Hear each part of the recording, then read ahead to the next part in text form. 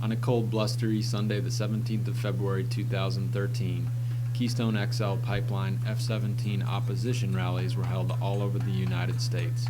KXL is a proposed Tarsands pipeline expansion project. The pipeline would be used to transport increased quantities of crude oil, or diluted bitumen, aka dilbit, from the Canadian tar sands megaproject. Opponents argue that the pipeline would dangerously increase potential to extract and consume fossil fuel resources that must stay in the ground in order to avoid the worst-case climate disruption scenarios. They also argue that the project would benefit billionaire fossil fuel industrialists, like the Koch brothers, at the expense of ecological and human health. The rally was promoted by 350.org and organized by local climate activists.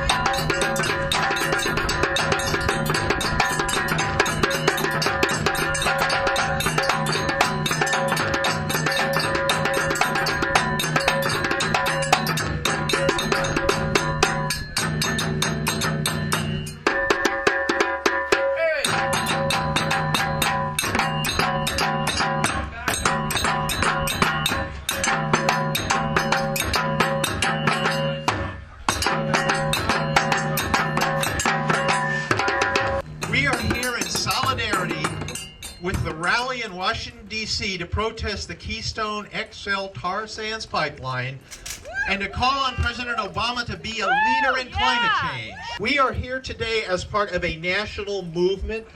It is holding rallies in over 18 cities across America today. You can go to 350.org. You can see people are rallying today in Los Angeles, San Francisco, Dubuque, Iowa, all over the nation. And so we're part of that movement that's waking up and standing up everywhere across the United States. If we change the climate for another 100 years, we'll be changing our planet in ways unimaginable to most people. Scientists are telling us what we might expect. The loss of polar ice caps, mass extinctions, collapse of the ocean food chain, drought and crop failure, coastal cities inundated, forests and farmlands turned into deserts uninhabitable by people, climate refugees, economic instability, famine, and war. Which connects us to another set dots. The coal we mine today and ship by rail to new terminals, the oil we squeeze from the tar sands and ship through new pipelines will be feeding climate change for the next 100 years. That's why we have to stop the coal trains, stop the pipeline, and stop our addiction to fossil fuels. Our speakers here today will help us connect some more of these dots. How fossil fuel corporations block action in Congress with their campaign donations and lobbyists. How our addiction to fossil fuel leads us to a bloated defense budget and wars in the Middle East. How the poor, the disadvantaged, indigenous people, people of color will be the first to be hurt by climate change and the most vulnerable to climate disasters. How our pensions and government investment funds are providing capital for the fossil fuel industry. Our speakers will also give us hope. We need to connect the dots to a new economy, a world that leaves fossil fuels in the ground. We've just seen in the last week direct action in Washington, D.C., arrests of people like climate scientist James Hansen, Robert Kennedy Jr., Bill McKibben, Daryl Hannah, and the director of the Sierra Club. The Sierra Club has called for direct action for the first time in its 150-year history. People put their lives on the lines to do this, and they're calling for action, and we should do the same. So we have hope. We have new technologies coming. We need to invest in more research and development of green technologies. We can change our economy to stop carbon pollution and create new living wage jobs. We just heard Governor Inslee come out and call for green jobs and climate action. So we need to support our political leaders who are ready to make these changes, and we need to pressure and educate the politicians who are on the fence and tell them that it's time for action. So we are here today to learn. We are here today to support each other, but most important, when we leave today, we need to take action. We need to call for action from our president, from our Congress, from our governor, and from our legislature. We need to ask our friends to join this movement and move forward in ending carbon pollution and stopping climate change. Thousands of people wanted to be with us today to go man the barricades and woman the barricades over there.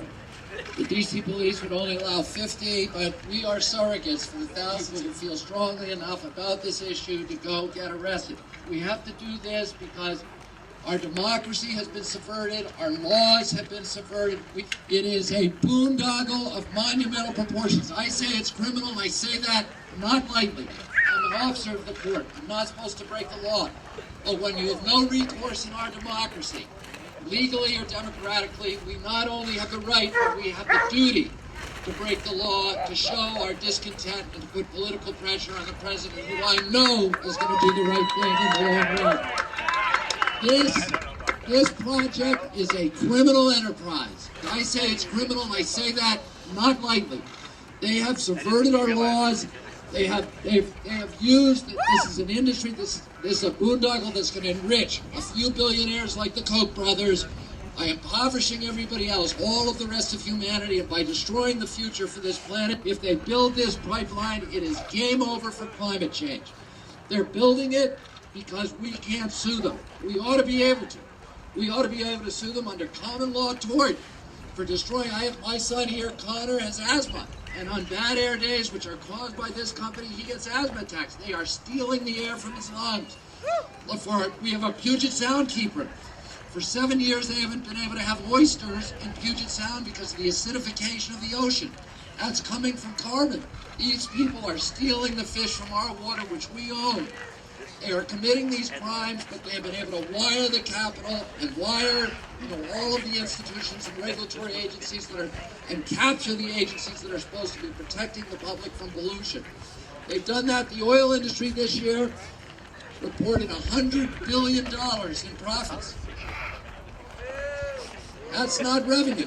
That's pure profits. That is the richest industry in the history of mankind. And they are funneling those profits, a lot of them right here to Capitol, and they've made many of our congressmen, including many Democrats and every Republican, into indentured servants for their industry, into sock puppets for their industry. They've created this entire infrastructure of phony think tanks all over Capitol Hill and stocked them with phony tobacco scientists that called biostitutes to lie to the American public about global warming. And we know this, that they're telling us that we have to choose for jobs, and we know that is a false choice. In 100% of the situations, good environmental policy is identical to good economic policy if we want to measure our economy. And this is how we ought to be measuring it, based upon how it produces jobs and the dignity of jobs over the generations. If we want to do what XL is telling us to do, which is to treat the planet as if it were a business in liquidation, convert our natural resources to cash as quickly as possible, have a few years of pollution-based prosperity, we can generate an instantaneous cash flow. We can make the Koch brothers billionaires, but our children are going to pay for our joyride. And they're going to pay for it with denuded landscapes, poor health, and huge cleanup costs that are going to amplify over time and that they'll never be able to pay. Environmental injury is deficit spending, it's immoral, and we need to man and women those barricades in order to stop it. So let's go to the barricades. So when it comes to global warming, there is no question that we are now in the era of consequences. Whether it's floods, wildfires, droughts, 12 of the last 15 years are the hottest on record. We are living with the realities of pumping way too much pollution into the air. We are gathered here today to draw a line in the sand. Whether for scientific, moral, health, or economic reasons, we cannot continue to sit on the sidelines and allow dirty coal and big oil to dictate our future. We cannot allow them to build in another 50 years of fossil fuel-based infrastructure for the use of coal and oil. We just can't let them do it. Coal is the dirtiest of the fossil fuels. And across the nation, community by community, citizens are standing up and saying no. They're shutting down coal plants, just like we did here in Washington and Oregon. We have deals in place to shut down those 2 coal-fired power plants. And the construction of new power plants is quite unlikely. For this and other reasons, the use of coal is going down dramatically. And as a result, coal companies are looking for new markets, and guess where those markets are? They're in Asia, and guess how you get the coal there? It has to come through our communities and through our seas to get it to Asia. But they didn't have a clue what they were dealing with and when they started messing with the Northwest. No way! 2 years ago, Governor Schweitzer from Montana came to this state. 2 years ago, almost to this month. And he met with people in Longview who were looking at a 44 million ton coal export facility. He met with the governor, Gregoire, and he said, you need to build these coal export facilities and you need to build them fast. Well, since then, the 48 million ton facility up in Whatcom County has sort of taken the lead in vying to put in an export facility. And today, ex-Governor Schweitzer's quote is saying, and I'm going to read it because it's really priceless, there's so much resistance to the project in the community. Unless that local resistance changes, coal is not going to be shipped at Cherry Point. That's from Montana Governor Schweitzer, right out of his mouth. That local resistance, that is you, that is me, that is all the people standing around here, that is what I understand is potentially 50,000 people in Washington, D.C. We're standing up, and we are going to stop coal exports through our community, and we're going to stop the XL Pipeline. So take a look at each other. We're going to do this together, and we're going to do it, and we're going to have fun doing it. And you know why? We've reached the point where the next few years of infrastructure decisions are make it or break it for the climate. So I direct the Power Paths Coal Coalition. It stretches all the way from Montana up to Canada. We have 110 organizational partners, and you guys are awesome. Thank you for being here. It amounts to a big, a bold, and engaging referendum, a public crossroads on what kind of future we want and what kind of people we are, and whether or not we're going to rise to the climate challenge. And unlike, kind of abstract policy campaigns that I've worked on in the past, this is something that it evokes a physical response. And doctors and tribal leaders and ranchers and recreationists, people from all walks of life, local elected leaders, over 100 of local elected leaders have called this into question. And the public is rising to this challenge. Well over 10,000 people turned out to hearings on coal export projects across the Northwest. 10,000 people got into a room. They took their busy night off, a night from their busy lives, and went and sat through 3 or 4 hours of hearings to hear people stand up and talk about it. Some of you are here. Who was at those hearings? Thank you so much. And 124,000 people took the time to write in. And I'd say 99% of those are ours. Okay, but we're not done because there's a lot of profits at stake. A lot of profits at stake. So this is a marathon. It's not a sprint. We didn't finish. This was like the very early stages of a campaign, and there's way too much at stake. So I want to join you. We're going to take our message to the state house. Also, there's petitions to sign. Sign your name up. It makes a difference. It makes a difference whether you hear about the next rally or the next action that you can take or the next place that you can comment. Please, please take your time and sign petitions and let our elected leaders know that we are a majority. So together, you and me and the tribes and the doctors and the recreationists and local elected leaders like these two wonderful folks over here who have taken action on coal export faith leaders, business people are standing up. We're drawing that line in the sand. We're saying no to coal export and Keystone XL, and yes to clean energy future. Thank you.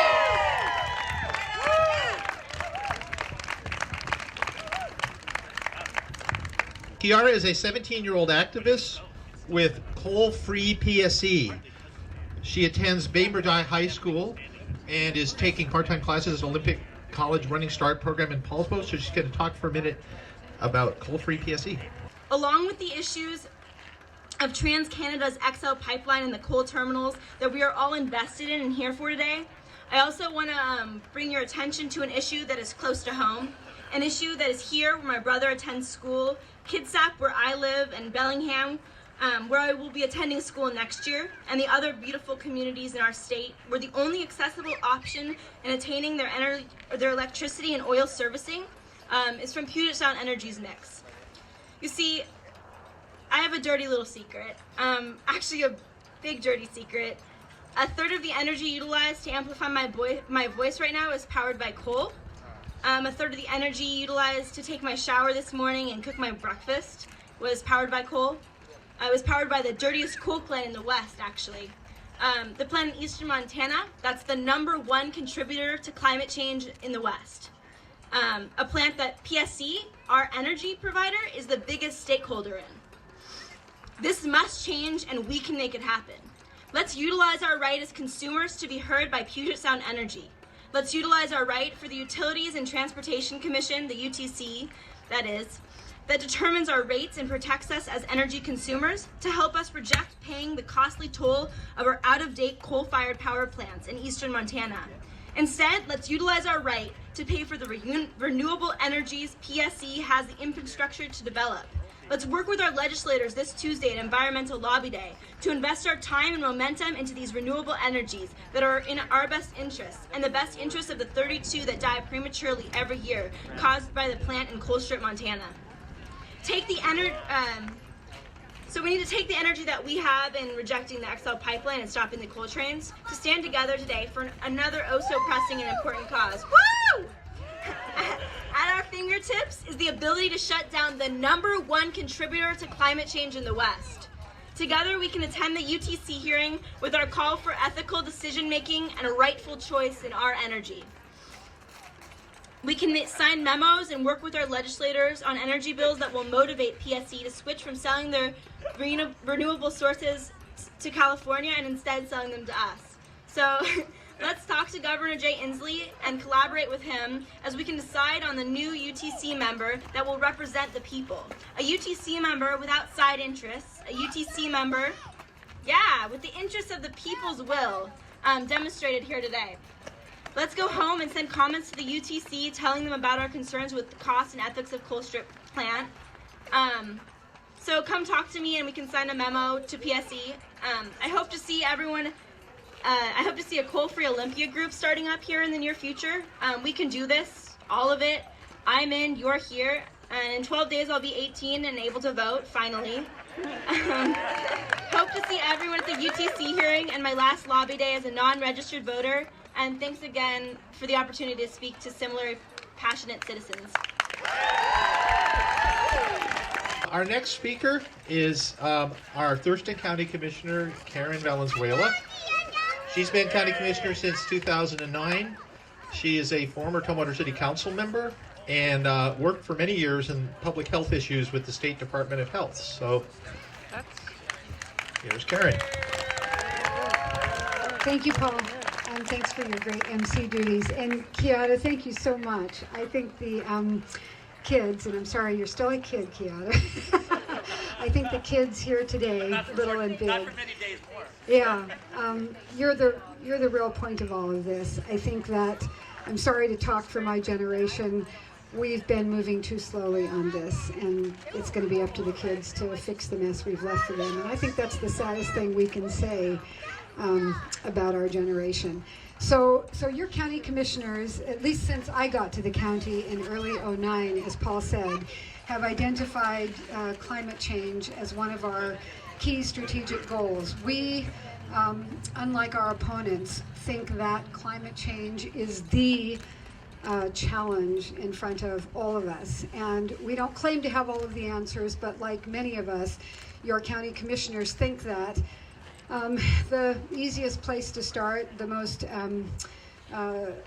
sensible place to start, of course, is close to home. So in early '09, the county was able to avail ourselves of some of the federalist stimulus money that President Obama put out into the economy to stimulate the economy. We used those stimulus funds to conduct an energy assessment of our county utilities, essentially measuring our footprint and figuring out ways to reduce that footprint. We spent a little over $750,000 retrofitting every place we could afford to in our county facility to reduce the energy we were using. And of course, thank you. And of course, one of the things that happens to you, you know this from doing it in your own home, one of the things that happens when you do that is you suddenly start saving money.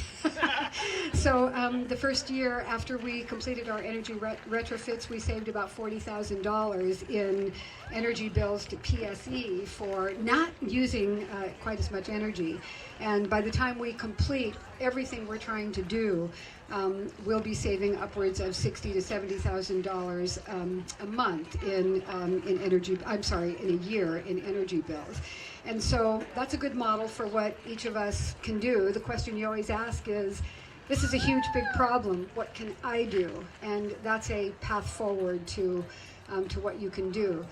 The following year, commissioners passed a resolution called Pathway to Zero Emissions, setting out for ourselves ways that we would continue working on making sure that as your county government, we were using as little energy as possible, using up the resources of the planet. As we are replacing our fleet of vehicles, for example, we're investing only in hybrid vehicles, and we just recently bought 2 electric Leafs as part of our vehicles.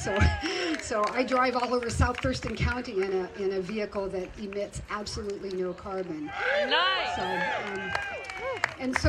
So we have a long list of things that we're doing because, as I said, we do think this is the challenge in front of us, and time is running out for members of my generation to be the people who actually definitively once and for all solve this problem. Every time I see my children, I apologize to them for leaving them this huge, big problem. We as a community, as a country, are late to this conversation.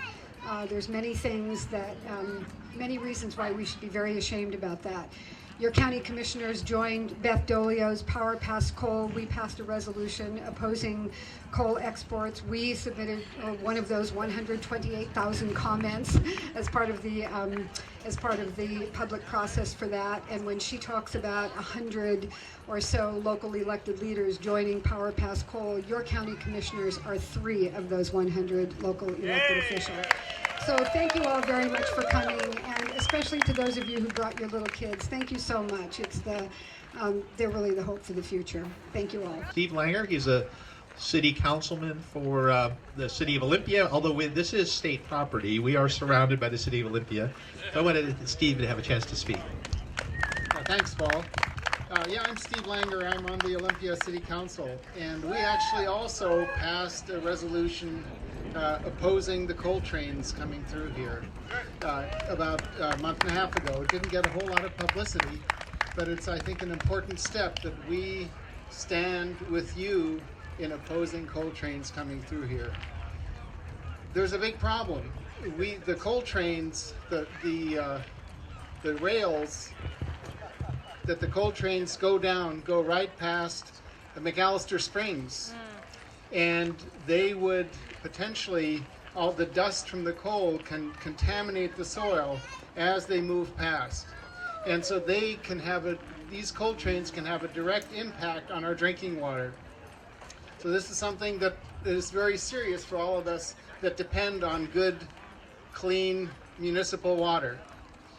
In addition, right here where we're standing, if we continue to add carbon to the atmosphere the way we have, this will be flooded where we're standing right here.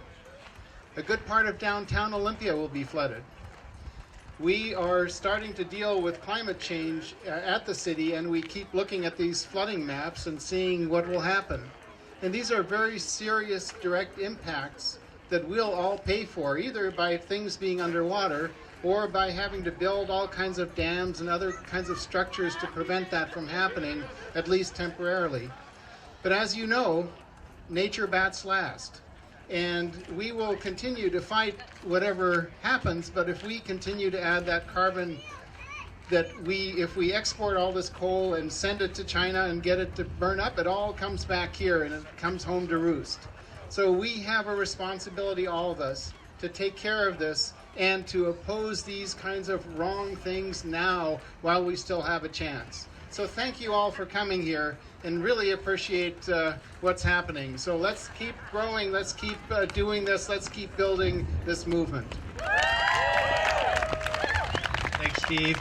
Our next speaker is Rhonda Hunter, and Rhonda will talk about climate change and what we can do about it. And she is a retired statewide environmental educator. We were colleagues for many years at the state, and she's currently a volunteer with the Climate Reality program. You are a climate reality leader, so lead on. Among many climate reality leaders. You folks are climate leaders here, and I honor that. I'm also a little vertically challenged, so I think I'm going to get up here so I can see you all better. Beth just talked, and a number of other folks spoke. Karen clearly talking about the coal trains. In DC today, or yesterday, they were working on slowing down the Keystone Pipeline. There's a very important piece of information that I haven't heard said yet today about Keystone. That pipeline from the Alberta tar sands, those filthy tar sands, goes straight across our country to Texas, to an export tax-free zone on the Gulf Coast. It's not to lower our gasoline prices if they get that built. It's not for USA consumption at all. That pipeline is built so that the Koch brothers refineries, if they build it, and Valero Oil and other big oil companies can export that to the world market. It's all about profits, folks. It's nothing about USA use. It's important to know that when people tell you that Keystone Pipeline is for USA to lower our gas prices or for jobs, it's not. That's one thing, but I have some good news that I wanted to share with you, and Paul and some other folks asked me to bring this from the Climate Reality Project. In the year 2000, just 13 years ago, there were projections and predictions made on the growth of wind and solar energy in the coming years, by the year 2010. And these projections were made by pretty knowledgeable people, International Energy Agency, World Bank, U.S. Department of Energy. But the reality was, by the year 2010, those projections were blown away. There was big improvements made, way better than they expected. U.S. wind grew 4 times faster than they projected. Worldwide wind energy grew 7 times faster than they projected. And wind power in China grew 22 times faster than they projected. Yes, China still burns a lot of coal, but they are leading on wind energy and rapidly growing solar. In fact, in that same time period, China's solar doubled over what they thought it would do by 2010, and worldwide, solar energy was 17 times greater in those 10 years than they expected. The reason I'm telling you this is that the trajectory has changed, because for the first time ever in the year 2010, globally, investments in new renewable energy exceeded investments in fossil fuel energies for the first time. And not just by a pittance, they exceeded by almost 20%. So the trajectory has changed. Think how fast cell phone technology started improving, how fast the internet, computers started improving. You have computers in your hip pocket right now. They used to fill buildings. So think about, as demand goes up and production goes up and then innovation goes up and costs for that technology come down. That's exactly what's happening. So here's my last point. Bill McKibben of 350.org, who is in DC right now, has a plan. And he tells the story of South Africa's Nelson Mandela, who you will remember was in prison for 27 years. When he got out, as apartheid crumbled in South Africa, he came to the US. Did he go to the White House first? No. He went to UCLA. Why? To thank UCLA for being the first college that divested their investments from the companies doing business with apartheid in South Africa. Thank you, he said, because it worked. You led the way. It worked. And now Bill McKibben is saying we need to divest from the fossil fuel industry that we are profiting in. So you ask, so who's invested in that? Is it like ExxonMobil, Clearly, Peabody Coal? You know what? Surprise, it's all of us. Our pension funds, our city funds, our colleges and universities, in their portfolios, were invested in fossil fuels. Who knew? And so they're investing for the future of their students, but they're destroying that future with their investment in fossil fuel energy. The same thing for the pensioners. I personally am a pensioner. My funds were invested in a future that's going to be ruined for me and my grandkids by mistake. This is what we need to change. And so here's another piece of good news. There are cities already doing this. There are colleges already. Unity College has already done this, and a number of others. So get with your students, get with your alums, and lobby your colleges to divest their investments from fossil fuels and put them in those growing green energy investments. There's one more. I want to thank our county commission, Thurston County Commission, for investing in clean energy. And I want to challenge Thurston County, the city of Olympia, the city of Lacey, and the city of Tumwater to join the city of Seattle, because Mayor Mike McGinn stood on stage with Bill McKibben just a few months ago, and a number of you were in that audience of 2,000 people. Raise your hands if you all were there in Seattle that night. Yes. Mayor Mike McGinn said, in 2 years, the city of Seattle will be completely divested from fossil fuels. If Seattle can do it, Olympia, Tumwater, and Lacey can do it. And my last point is this. The cool mayors started with the Seattle mayor and the Portland mayor. There were 5 of them. They grew over time to be 1,000 mayors across this country who committed to Kyoto protocols when Congress would do nothing and reduce the greenhouse gases in all those cities. They led from Seattle. This can lead from Seattle, and we can help divest from fossil fuels. Thank you all for being here. Let's leave the coal below the ground. Let's leave the tops on the mountains where they're found. Let's let the oceans stay clean and alive. Let's let all creatures be so they can thrive. Let's let our oil barons tell us how they must drill. They say if oil won't save us, nothing will. They like to tell us they found a way. Pipelines and fracking. We say no fracking way. No fracking way. No fracking way. No fracking way. No fracking way. Pipelines and oil fields. No fracking way. No fracking way. No fracking way. No fracking way. They won't deceive us. No fracking way. They're blind to the beauties of our planet home. Can't see the wonders on which the sun has shone. Can't see the magic their ignorance destroys. Can we allow them to continue their killing ploys? No fracking way! No fracking way! No fracking way! No fracking way! No Keystone Pipeline! No fracking way! No fracking way! No fracking way! We will not let them! No fracking way! We'll stop those coil trains, tell them no fracking way!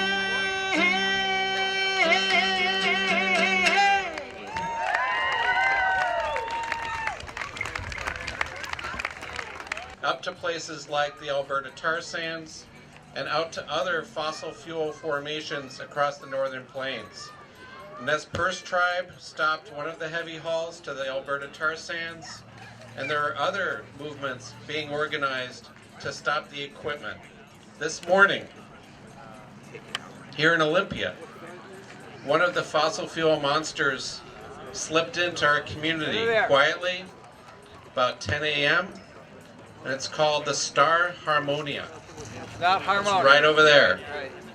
It's a Norwegian flagged ship that came in from Shanghai, China this morning carrying fracking equipment for hydraulic fracturing in the Bakken Shale Formation of northwestern North Dakota, one of the main areas where fracking is taking place. And if you've seen the movie Gasland, if you've seen the fictionalized version Promised Land, there's a new one called Fractured Land, you know that fracking is associated with chemical contamination of groundwater, tap water being able to be lit on fire, chemicals across the landscape, huge releases of methane gas, earthquakes, and huge use of water in the whole process of fracking. What's being shipped in by the Star Harmonia and several other ships is called proppants. They're 1.5-ton bags of a sand alumina ceramic mixture, and there's been a $1.5 million contract between the public Port of Olympia, that's us, and the Rainbow Ceramics Company of Houston, Texas, that's not us, to ship in all of this equipment from China. So not only are we supposed to ship coal to China, but that coal goes to provide energy in some factories to produce this stuff to ship back here to be used in the fracking process. Now, there's 7,000 wells that have been drilled around the boomtown of Williston, North Dakota. Huge amount of traffic, huge social dislocation. It's a boom and bust economy, which is very unstable. Any resource extraction economy is extremely unstable, and we're tying the fate of our public Port of Olympia, our economy, to that boom and bust kind of economy that doesn't provide for the future. Now, I have a friend from that area who has to deal with all of these hundreds and hundreds, 400 oil and gas companies, including Halliburton out there. Her name's Candy Mossett. She's a member of the Berthold tribes, which is Mandan, Arikara, Hidatsa. And when she was a student, she found that she had a tumor. She found that a lot of her friends in high school in her native community were getting cancer. She had to have 5 surgeries to remove this cancer. And that's caused not only by the fracking process, but also by many coal-fired power plants around her community. And she's gone around the world. She's testified to Congress, the United Nations. She's part of the Indigenous Environmental Network to try and say what's going on in that part of North Dakota. So our fate is now tied to that part of the world. And we are involved. We are implicated because this is our port. And instead, we should ask our port commissioners, why not bring in more of those wind turbine blades that we used to see come in? Right. Why are we contributing to the fossil fuel economy, which in the long run, if there's sea level rise caused by melting ice caps, it's going to inundate this area, it's going to inundate the port itself. So we really need to be watching what our port is doing in our name. I teach at Evergreen Political Economy. I'm Pete Bomer, and I also teach political economy at Evergreen, and I've been active in various movements for social change, radical change for over 40 years. Yeah, so have I. And work with the OMJP, Olympia Movement Justice and Peace. They're one of the sponsors of the group. Oh, okay. And this is what brings you guys down here to speak, or are you guys come down here just to support? Well, I came down just to support. Do you support? You know, I came down to support it also. I think the issue of climate justice is really important, and I'm really happy people are here today. You know, I wish it was more of a multi-generational thing. I think a lot of young people are missing. I think we need to organize. It really brings all people together.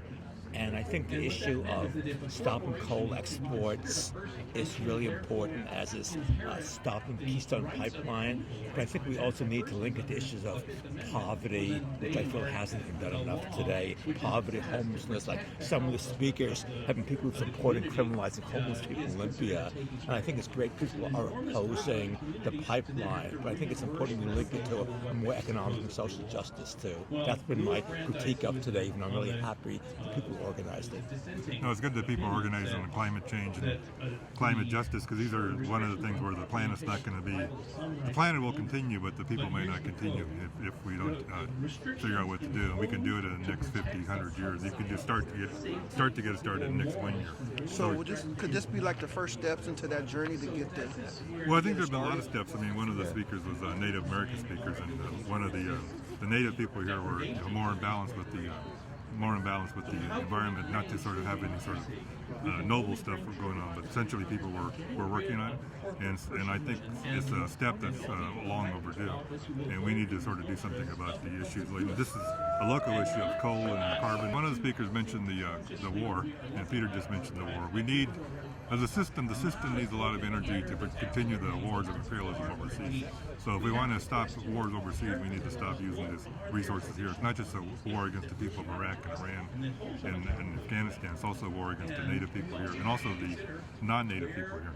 So we need. So it's in our interest, the working people's interest, to basically try to stop the misuse of energy. I think critical, the key thing in solving the climate crisis is really a massive infrastructure investment, where we take some of the money, we take $200 or $300 billion a year from the military, and we put that into trains and wind generators and transmission and storage and every type of efficiency and every type of renewable. And you do that, you tackle the core, and that makes all the other things, like regulations, like carbon taxes, all the things like that, much easier. Once you're building and when you start moving the economy towards reduced fossil fuels and increased renewable energy. Really encouraged this week by the strongest statement ever made by a president in a State of the Union address, and then I think it was 2 days later. Have you heard about the climate bill presented in Congress by Bernie Sanders and Barbara Boxer? Not only do they have to ship serious climate change the bill coal and the oil and the aiming natural to reduce gas our to the ports carbon to be exported emissions to Asia nationwide, and other places, 80% by 2050.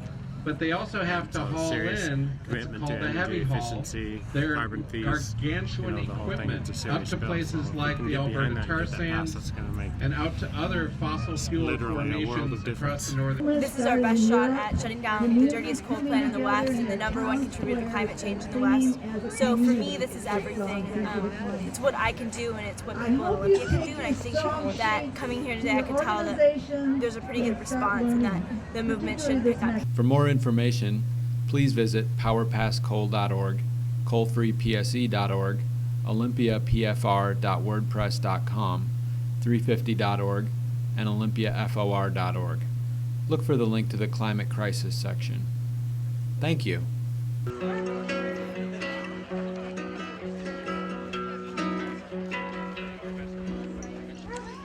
They shall not fracture the body of the planet that's our home. They shall not poison the waters, nor all the places that they flow.